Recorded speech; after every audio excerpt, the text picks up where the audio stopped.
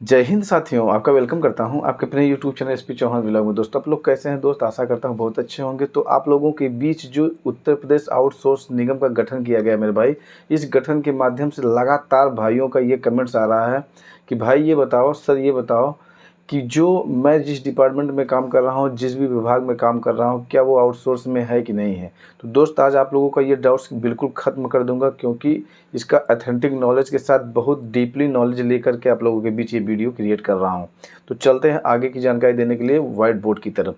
तो बने रहिएगा पूरी वीडियो में, और आज ये सस्पेंस आपका ख़त्म कर देता। तो दोस्त, आ गए व्हाइट बोर्ड की तरफ। यहाँ पे यूपी आउटसोर्स मैंने नोट डाउन कर दिया है। पहला, इसमें 3 प्रश्न मैंने नोट डाउन किया है। इन 3 प्रश्नों में आप लोगों को किस भाई को पूर्ण रूप से आउटसोर्स मानती है ये निगम। तो पहला प्रश्न तो ये है। तो मैं बताना चाहूँगा मेरे भाई, आउटसोर्स का जो माध्यम है, जो मतलब है, आउटसोर्स का मतलब यही होता है दोस्त कि जब भी आप सेवा योजन रजिस्ट्रेशन करा करके कोई भर्ती में आप सम्मिलित होते हैं। सेवा योजन जो आप लोगों का होता है, ये आप लोगों के डिस्ट्रिक्ट में होता है।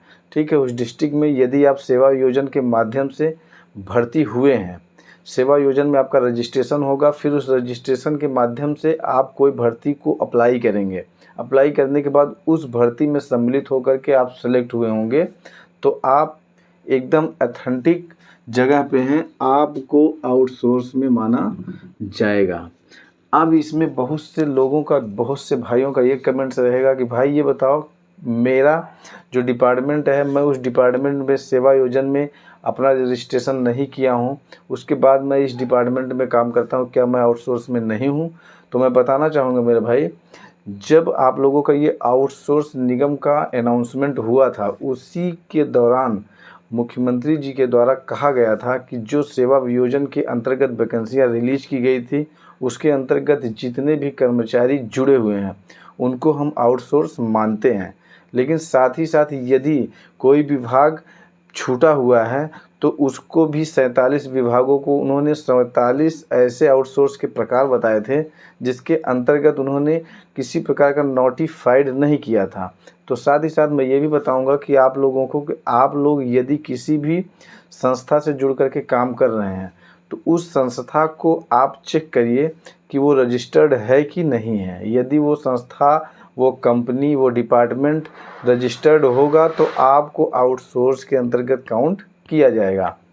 साथ ही साथ मैं ये भी बताना चाहूँगा मेरे भाई कि आप लोगों का जो सेकंड क्वेश्चन है कि कब से बढ़ेगी सैलरी और निगम कब बनेगा, तो आप लोगों का ये भी प्रश्न का उत्तर बहुत से भाइयों का लगातार कमेंट आ रहा है दोस्तों। तो मैं बताना चाहूँगा कि जैसे होता है तो थोड़ा सा उसमें प्रोसेस में थोड़ा सा होता क्या है कि वो हर प्रकार से हर स्टेप बाय स्टेप काम होता है, तो थोड़ा सा टाइम उसमें लगता है। तो जो बहुत जल्द ही आप लोगों का ये निगम का भी निर्माण कर लिया जाएगा और आपकी जो सैलरी बढ़ाने की बात हुई है वो भी आपकी हो जाएगी। लेकिन आप लोगों को मैं ये भी बताना चाहूँगा मेरे भाई कि इसको तभी आप काउंट, या फिर तभी आपका ये जल्दी होगा कि जब ये निगम पूरा तरीके से क्रिएट हो जाएगा, उसके बाद ही आपकी सैलरी बढ़ने की जो प्रोसेस कही गई है वो पूर्ण होगी।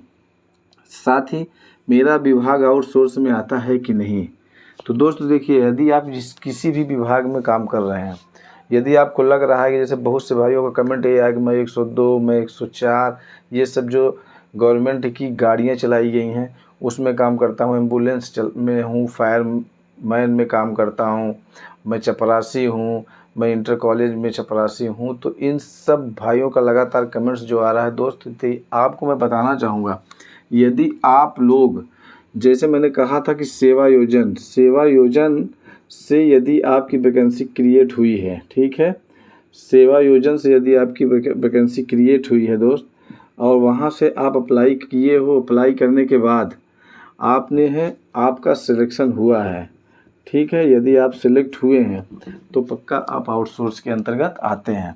साथ ही साथ ये भी बताना चाहूँगा कि सेवा योजन में आपका रजिस्ट्रेशन पक्का होना ही चाहिए, ठीक है। रजिस्ट्रेशन यदि आपका नहीं हुआ है तो होता क्या है कि विदाउट रजिस्ट्रेशन से आप आउटसोर्स में काउंट नहीं होंगे। साथ ही साथ मैं ये भी बताना चाहूँगा, जिन भाइयों का रजिस्ट्रेशन नहीं हुआ है वो जल्द से जल्द अपने डिस्ट्रिक्ट में जो भी रजिस्ट्रेशन का स्थान है वहाँ पे जाकर रजिस्ट्रेशन करा लें। और साथ ही साथ मैं ये भी बताना चाहूँगा कि जैसे आपकी कोई कंपनी है, जिस डिपार्टमेंट या जिस कंपनी में आप काम कर रहे हैं, उस कंपनी को क्या करेंगे कि ये वेबसाइट डाल करके आप चेक कर सकते हैं कि आपकी कंपनी रजिस्टर्ड है कि नहीं है।